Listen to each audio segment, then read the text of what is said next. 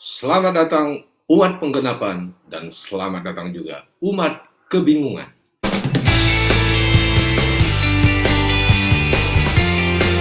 Ya, saya mau tanya sedikit sama yang muslim di sini.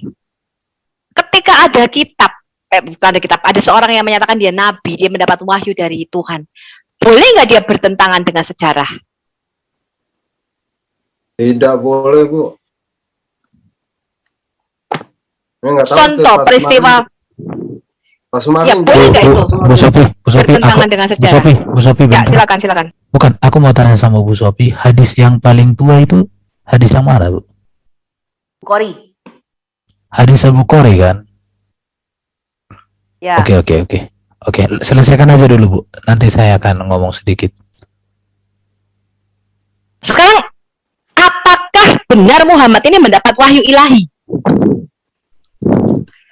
Ketika dia mengatakan Maryam itu saudara perempuan Harun, saudara perempuan Musa, anaknya Imron. Saya membuat sedang mengkompilasi satu video lengkap. Satu video lengkap. Itu anaknya Elia dan Hana. Ya, yang tidak terbantahkan kesalahan sejarah. Ini bigger. Terbesar, tidak terbantahkan di video saya.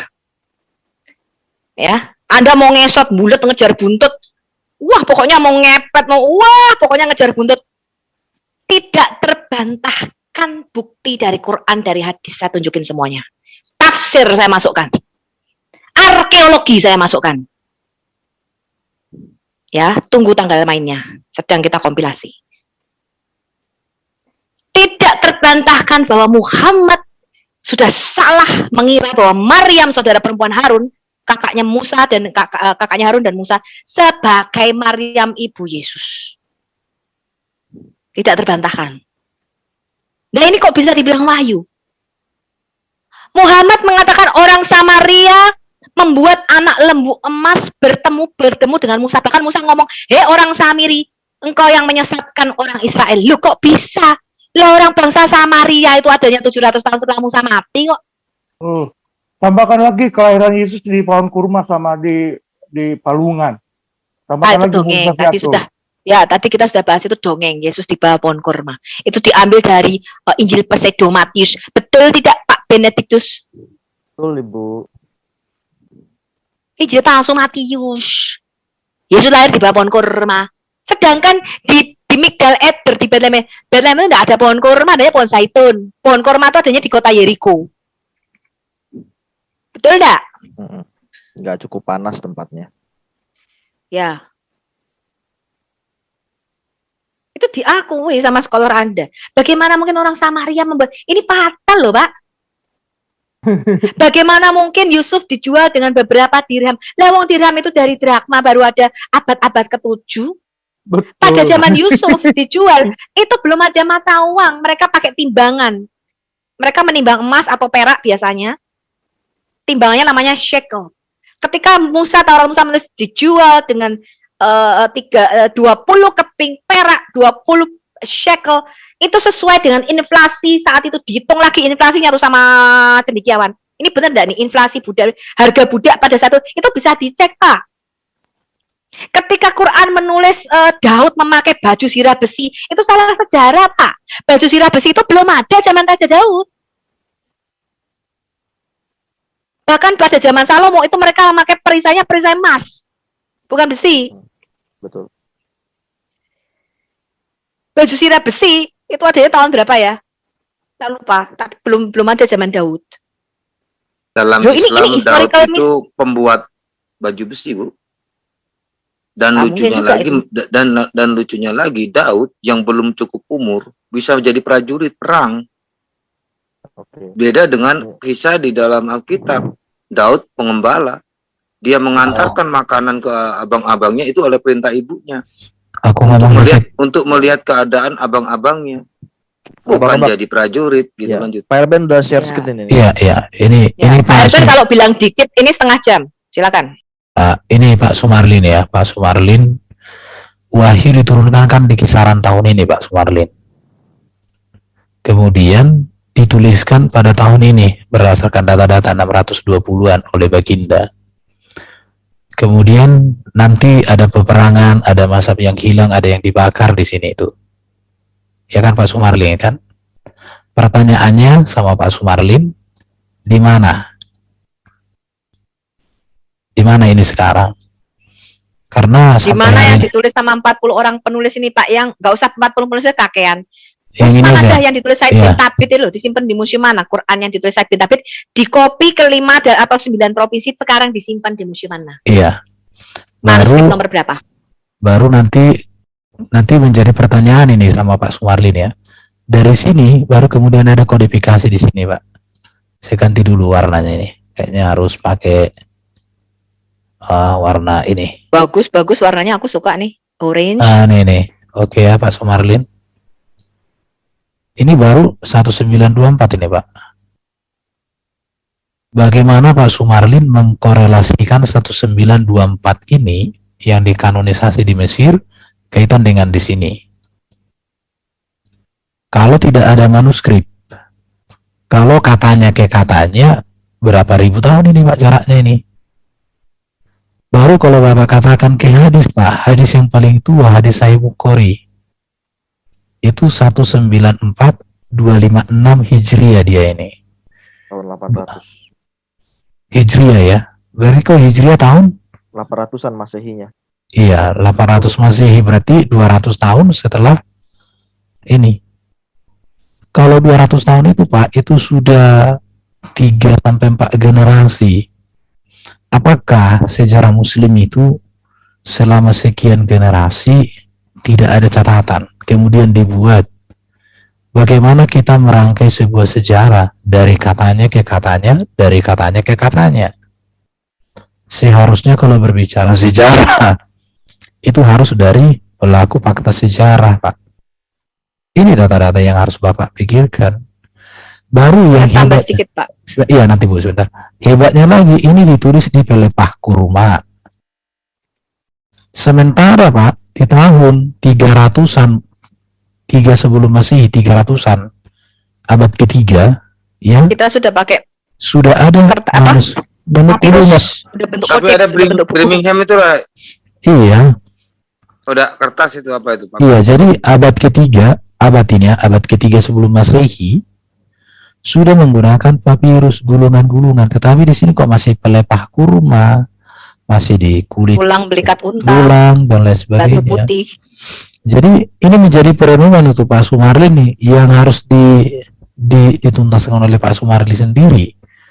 Karena ini sama sekali data-data di sini secara manuskrip tidak ada yang bisa dipertanggungjawabkan. Kalaupun ada, itu Birmingham katanya lebih tua daripada Baginda pula itu kan? Enggak, Birmingham Hijazi tulisannya. Jadi tetap 100 tahun pada zaman Umayyah. Nah itu, jadi Jangan lihat jangan lihat C14-nya, yang kita lihat paleografinya. oke, iya. Jadi itu Pak Sumarlin, ini menjadi perenungan untuk Pak Sumarlin. Dan mengapa kok baru dikodifikasi 1924? Ini jaraknya dengan di sini 620, berarti sekitar 1300-an tahun Pak Sumarlin.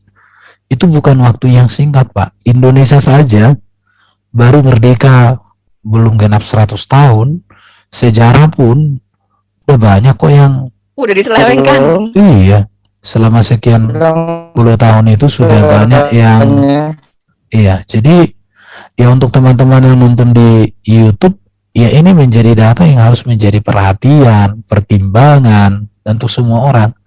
Karena tadi waktu ngomong-ngomong saya coba buat bagaimana praktisnya menyampaikan ini sehingga orang bisa mengerti seperti apa. Ya, itu aja dulu. Ibu Sophia ada Saya yang tambahkan sampaikan. sedikit. Iya, silakan. Saya tambahkan sedikit. Ya, suara Pak Sumarlin kayak robot tadi, Pak. Mungkin bisa dibenerin dulu. Nggak kedengeran. Mungkin terganggu sama burung-burung pipitnya itu. Coba tolong keluar dulu dari sarang burung walet itu, Pak. Saya tambahkan sedikit ya, teman-teman. Tulisan tangan Imam Bukhari dan Muslim. Jadi dari ke-6 hadis saya ini yang paling saya adalah Bukhari sama Muslim. Imam Muslim itu adalah muridnya Imam Bukhari. Ini semua orang Persia loh, bayangin enggak? Penulis hadis ini enggak ada yang orang Arab. tulisan tangan Imam Bukhari dan tulisan tangan Imam Muslim tidak punya manuskripnya. Yang sekarang disimpan di Inggris, manuskrip Bukhari, itu tulisan tangan muridnya Imam Bukhari. Dan yang Imam Muslim punya tulisan tangannya muridnya Imam Muslim. Tambah satu lagi, ini belum lengkap Pak, sirah atau biografi Muhammad, kapan ditulisnya coba? Oh iya. Anybody know? Nanti saya masukkan sirah. Nah, itu sebenarnya dari mintanya Cik Smith sudah jelas sih sebenarnya. Ini Nah, ini kan setelah hadis kan? Pak. Sirah Nabawi setelah hadis kan? Oh, iya setelah hadis. Tahun 900-an dia dekat sama At-Tabari. Oh, biografi malah tahun 900-an. Sekarang Bu, Parah pula ini. saya tambahkan. Halo, Oh iya, silakan Pak. ini Bagusin dulu mic-nya. mic-nya kenapa? Ini ya. Berbet. Oke, wah. Ntar saya silakan yang lain aja kalau gitu. Iya, coba dicabut colok lagi Pak, siapa tahu bagus. Oke, saya coba tambah. Oke. Udah jernih nggak? Belum. Oke, sudah. lumayan. Ya, udah mulai jernih. Ya, silakan. Jadi begini, berkaitan hadis, Muslim ini kan bangga sekali dengan hadis. Hadis itu ditulis 200-300 tahun Islam, berarti sekitar abad 10 ya, abad 10. Dengan segala macam klaim, ketelitian, bla bla bla bla. Tahu nggak Anda bahwa Al-Albani membuktikan klaim Anda itu omong kosong karena Al-Albani melakukan merevisi grade hadis mulai dari sahih, hasan, dan daif, terutama untuk An-Nasai, Tirmizi, Abu Daud, dan satu lagi saya lupa itu. Jadi klaim Muslim tentang hadis dibuktikan abad 10, abad 20 oleh Al-Albani itu adalah omong kosong. Itu aja yang mau saya sampaikan. Oke. Iya, Kalau bagus. saya sama Pak, nggak bentar aja. Kalau Pak sama Sumarlin, coba Pak Sumarlin hafalkan dulu kisah Ibrahim. Nanti diskusi sama saya. Dari Ibrahim, Ishak, Ismail. Nanti diskusi sama saya. Saya jamin Bapak murtad. Lanjut. Enggak usah Silakan, dijawab. Pak Sumarlin. Satu menambahkan. Lu kan ngeri, jaminan. Bentar Pak, Iya. sebentar Pak. Dari tadi kita nanti disangka dikeroyok nih Pak Sumarlin. Pak Sumarlin. Aduh. Nah, Aduh, suaranya nggak bagus. suaranya Pak. Sinyal Pak Sumarlin sinyalnya jelek. Bapak keluar dulu deh dari sarang burung walet Pak. Bapak itu pindah dulu dari sarang burung ke sarang perawan. Biar sinyalnya tuh bagus, Pak. Semangat. Nggak, dia itu ada di rumah. Di rumahnya ada itu. Saya juga penasaran itu loh. Penulis sirah Nabawiyah itu sopo. Gantung. Sirah Nabawiyah itu Ibnu Masih Hisham. robot Pak Sumarlin. Masih robot Pak. Bentar ya teman-teman, sabar ya. Selamat malam semuanya. Selamat malam Ya Pak. malam, siapa ini? Sudah pernah itu. Semuanya pada Aduh, kolaps. Pak Sumarlin, saya Aduh. sudah bilang keluar dulu dari sarang burung ke sarang perawan, Pak. Pak, mic-nya Pak. Itu bukan mic, itu Pak Sumarlin sinyal itu dia. Sinyal. Kalau robot Oh, gitu dia sinyal. sinyal. Mungkin burung waletnya buka YouTube kali Pak, suruh matiin dulu. Ya, ya sambil nunggu Pak Sumarlin, Pak RCM silakan Pak RCM yang mungkin Ya, bagi-bagi waktu buat teman-teman juga nanti. Silakan Pak Ya, RCM. ini saya coba buka wawasannya Pak Sumarlin ya. Hadis sendiri ada 30.000 hadis yang berbeda-beda penafsirannya tentang Al-Quran. Dari situ aja kita bisa menilai, berarti tidak ada keseragaman dalam bagaimana mengimplementasikan Al-Quran itu sendiri.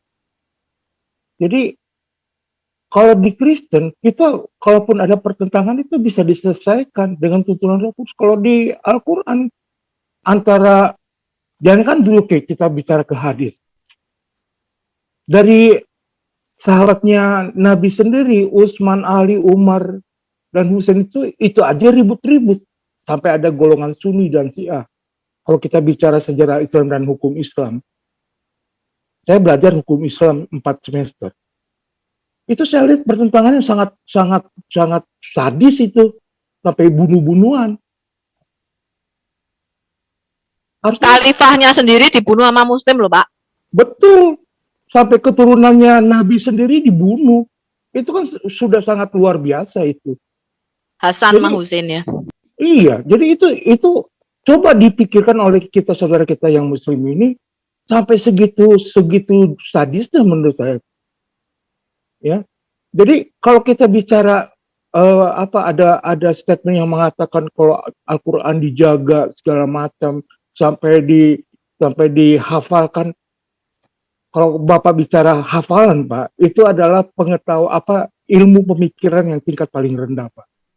Itu zaman saya SD, Pak, belajar sampai SMP itu menghafal. Tapi ketika kita mulai SMA dan kuliah, kita udah nggak menghafal, Pak. Ya. Apalagi kalau sudah S2 sampai S3, kita diajarkan bukan untuk menghafal, Pak, tapi berpikir, Buat rumus. menganalisa, bahkan membuat suatu teori-teori yang baru. Sehingga bisa ada gelar doktor. Itu karena kita punya teori, punya ilmu yang baru. Ini sangat berbeda. Sedangkan secara sekular aja itu ada tingkatan. Apalagi hal yang rohani. Malah jauh berbeda bagikan bumi dan langit. Coba Bapak Sumari pikirkan. Jadi kalau saya dengar tadi dari pembicaraan awal, Bapak masih menutup pemikiran Bapak tentang hal yang benar-benar nyata di depan mata Bapak. Dan ilmu pengetahuan itu tidak bisa dibohongin. Sejarah tidak bisa dibohongin. Coba Bapak buka wawasan berpikir Bapak. Kalau Bapak masih dibentengi oleh tembok yang tinggi, ya sampai lebaran monyet juga, kalau ada lebaran monyet nggak akan bisa Bapak mengerti. Itu aja yang saya sampaikan. Terima kasih. Dibentengi sama ini Pak, tembok Ya'juj Ma'juj yang tidak kelihatan. Bukannya kelihatan, Bu. Nggak ketemu temboknya di mana. Iya. Umat ya karena masih bangga di bidang Masih robot Pak Sumarlin. Masih Pak. Masih Waduh, robot Pak Bapak. Sumarlin. Lagi enak diskusinya nih Pak. kalau masih berpegangan masih membanggakan satu hafalan ya susah lah. Masih Pak, sama kayak si Slayer Pak. Datang ini. Sinyalnya hancur. Nggak bisa denger dia, coba di chat aja. Oh iya, mungkin dia nggak dengar ya. Pak, masih kayak Masih robot suaranya. robot. Tuh udah saya chat tuh.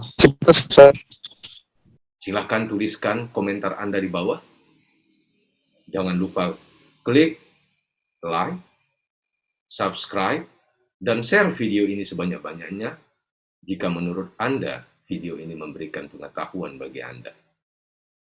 Sekian, terima kasih. Sampai jumpa di video berikutnya.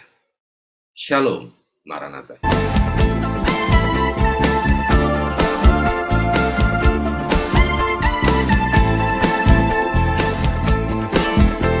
دورت كتير على شيء يسعدني، حاولت الاقي حاجة تشبعني، وفضلت تايه في الدنيا هايم، قلبي لسه عطشان. سمعت واحد بيناديني قال تعال